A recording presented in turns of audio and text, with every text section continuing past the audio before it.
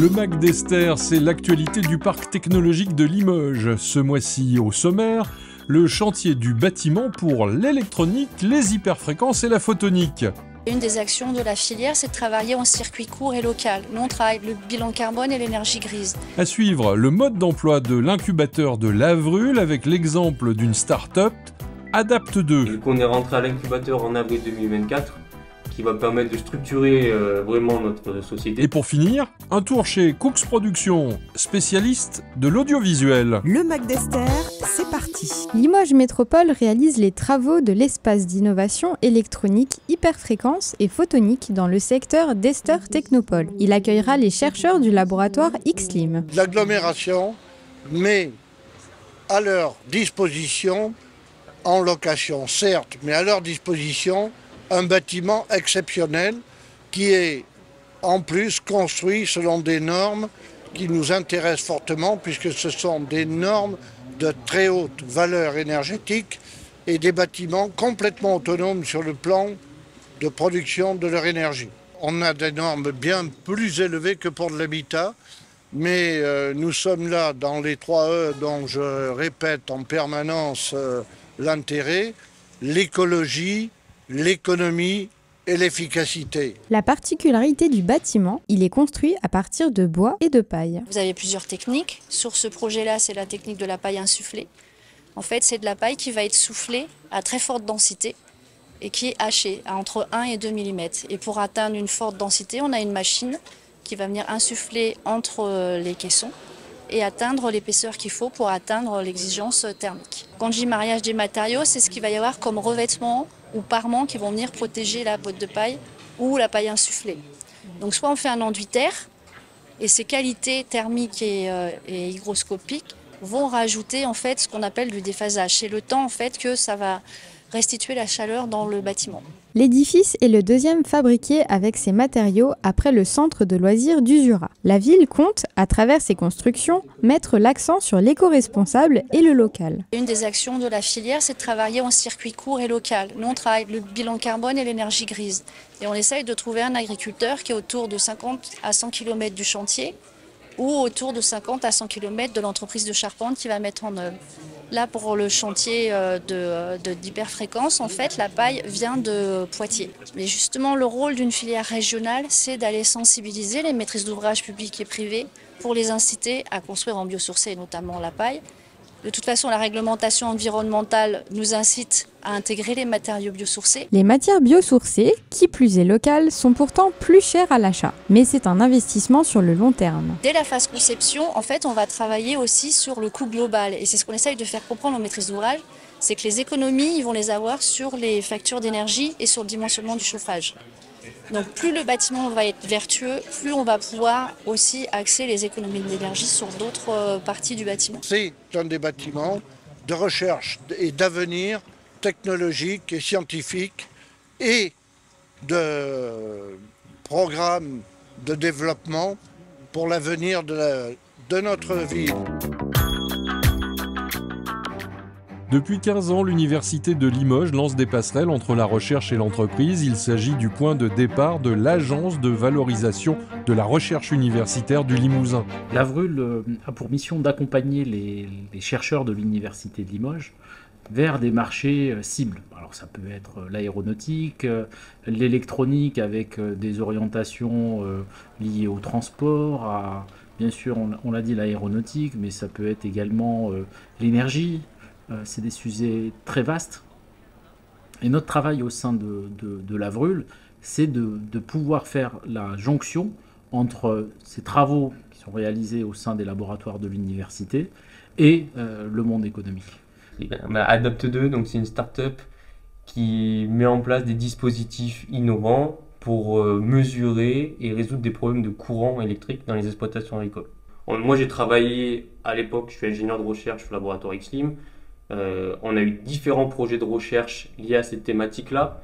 Et puis il y a eu une demande de plus en plus forte des acteurs de faire des mesures de plus en plus poussées. Et c'est pour ça qu'on a créé l'entreprise Adapte2. C'est pour pouvoir répondre à cette demande de manière beaucoup plus concrète que par la recherche, en déployant aussi par Adapte2 les dispositifs que l'on a créés nous-mêmes. C'est pour ça qu'on a créé l'entreprise. Et du coup, on est rentré à l'incubateur en avril 2024, qui va permettre de structurer vraiment notre société, parce qu'on n'avait pas des connaissances pour créer une entreprise. On n'est pas créateur d'entreprise. Moi, j'ai pas eu de formation là-dessus. Donc, c'est pour ça que l'AVO nous a permis de nous structurer par rapport à ça. Sur tout ce qui est notamment finance, trésorerie, prévisionnel, trésorerie, comptabilité, ça nous permet de nous structurer réellement sur éviter au maximum de faire des erreurs qui pourraient coûter cher pour l'entreprise. Et d'avoir des locaux aussi pour la société. Voilà, on voit qu'on a installé du matériel pour pouvoir travailler ici. Et du coup, on a créé l'entreprise assez rapidement, par contre, une fois qu'on était incubé, en juillet 2024, parce qu'on avait déjà des demandes importantes de la part de nos clients pour installer nos dispositifs. Chaque année, 300 projets innovants sont identifiés, 10 à 15 d'entre eux sont suivis sur une année. Pour parler clair, à 5 ans, quel est le taux de survie des entreprises passées par l'incubateur ? À 5 ans, on est près de 80% de taux de survie des entreprises, ce qui est, par rapport au domaine de l'innovation, très incertain par nature, plutôt un niveau élevé de survie. Alors nous, c'est tout notre objectif, c'est de pouvoir accompagner pour que les entreprises sorties de l'incubateur puissent s'inscrire dans la durée. Dans la durée et dans une logique de croissance et de développement, bien sûr. Donc, autour de notre incubateur à Brûle, les entreprises s'installent sur le périmètre de l'ex-région Limousin. Donc on garde toujours une implantation locale. Implantation locale et pensée globale, les marchés visés par ces startups sont nationaux, voire internationaux. Il y a, comme dans tous les laboratoires académiques, un besoin de sensibilisation au monde de l'entrepreneuriat, au monde du transfert également, puisque c'est une activité particulière. Donc transfert, on parle de transfert, il s'agit du lien entre le monde académique et le monde économique. Néanmoins, à Limoges, nous avons la chance d'avoir des chercheurs qui ont à cœur de transférer. Et cela, pour le coup, nous permet d'avoir des marqueurs à l'échelle de l'établissement Université de Limoges, qui inclut des laboratoires sous tutelle d'organismes nationaux de recherche. Ces résultats-là positionnent le site comme l'un des premiers à l'échelle nationale. Sur ces logiques de double cursus, pour nous, c'est un marqueur fort. Si je regarde les personnels au sein de l'AVRUL, les personnes qui évoluent sur les missions de chargés d'affaires ont des doubles profils. Une dimension scientifique, technique et également une dimension école de commerce.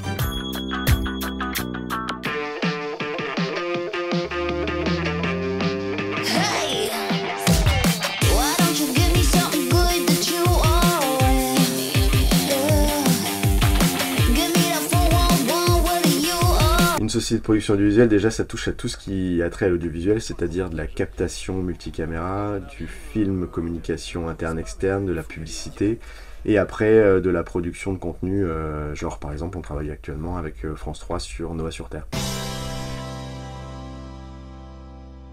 Bonjour à tous et bienvenue dans Noah sur Terre. On est 8 à l'intérieur et on travaille avec un pool d'intermittents du spectacle qui, eux, vont être très spécialisés, images, son, lumière, etc. Après, dans l'équipe, on part du principe qu'on doit tous savoir à peu près tout faire. C'est-à-dire que quelqu'un doit être capable, n'importe qui dans l'équipe, de partir avec une caméra, faire des interviews, mener les interviews, faire les images d'illustration, revenir, faire un montage. En revanche, après, à partir de là, on a tous aussi à un moment des thématiques sur lesquelles on est plus fort. Donc il y en a qui sont plus doués sur l'image, d'autres qui sont plus doués sur le montage, d'autres sur la réalisation. Et ça, en fait, en fonction des projets et de l'envergure des projets, on se met ou dans notre zone de confort parce qu'on sait que c'est là qu'il va falloir qu'on soit efficace et bon, ou alors on sort un petit peu de notre zone de confort pour apprendre et avancer. Mais en tout cas, on part du principe que tout le monde sait à peu près tout faire et qu'on a chacun quand même une petite spécialité, un point fort, quoi. On met la tarte fine au milieu, les morceaux de lichette dessus, une petite salade verte, il n'y a plus qu'à déguster. Merci Emmanuel Ardillon. De rien Alain, et bon appétit. Bien sûr.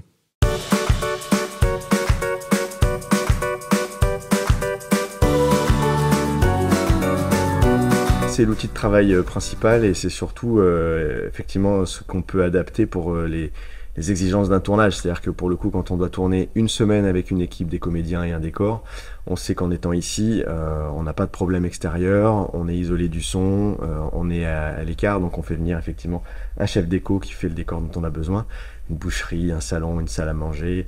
Là, on doit bientôt refaire un grenier avec des appareils et des caméras un peu partout. Et après, on tourne le temps dont on a besoin. La limite, c'est l'imagination. La limite, c'est l'imagination et le budget. Toujours. On en revient toujours là. Mais à propos de cet équipement-là, c'est un équipement rare. Bon, il y a France Télévisions qui a ses plateaux, mais c'est fait pour faire les émissions de France 3. Et aujourd'hui, Curiosity Studio est unique. Ouais, aujourd'hui, on est les seuls à avoir un plateau de tournage de cette taille-là dans les 3 départements autour de nous. Après, si on veut retrouver des studios de tournage en location, il faut aller à Clermont-Ferrand ou il faut aller à Bordeaux, quoi. Ce qu'on souhaite à terme, et c'est déjà un peu le cas, c'est d'avoir un pôle audiovisuel sous la main, c'est-à-dire d'avoir les métiers de l'audiovisuel qui sont là, et quand on a un projet, on va pouvoir aller chercher la 360, la 3D, la vidéo drone, etc., etc. Toutes les compétences réunies pour faire un projet complet, quoi. Aujourd'hui, c'est pas l'outil qui fait qu'on avance et qu'on va se projeter dans l'avenir. Les outils coûtent pas très cher, et puis le développement, aujourd'hui, on achète bien ce dont on a besoin au fur et à mesure. Par contre, ce qui fera la différence, c'est l'écriture. C'est-à-dire qu'on a beau savoir faire un film avec son téléphone et le mettre sur YouTube, si le film raconte rien ou s'il n'a pas de sens, ça n'apporte rien. Aujourd'hui, ce qu'on apporte à nos clients ou quand on écrit du documentaire, c'est qu'on apporte une écriture, un message, quelque chose à transmettre. Donc c'est un projet global. Et en plus, on a tous les médias qu'on a de diffusion aujourd'hui, c'est-à-dire que ça passe effectivement par la télé, YouTube et autres plateformes, mais il y a aussi même des plateformes qui arrivent avec de l'émission et du contenu assez pointu, comme Twitch par exemple, qui commencent à nous intéresser beaucoup, parce qu'en fait, il y a vraiment moyen d'avoir des émissions très très pointues avec un public justement très très ciblé. Il y a une petite sœur, Adamantin. Cette société, elle est là pour quoi faire? On a créé Adamantin, ça fait 3 ans maintenant, qui a fait un documentaire par an. Je connais des gens que je connaîtrais jamais si j'étais pas pompier, quoi. Avec les pompiers, j'ai tout de suite eu l'impression d'avoir trouvé ma place. Et en fait, cette société de production a été créée pour faire du documentaire et du film cinématographique.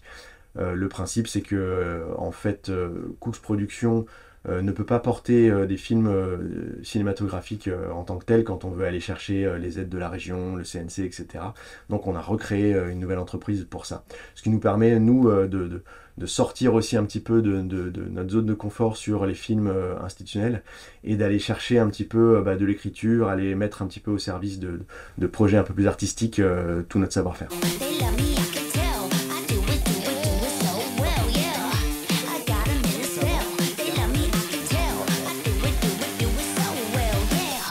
Le Mac d'Esther, c'est déjà fini. Rendez-vous dans un mois.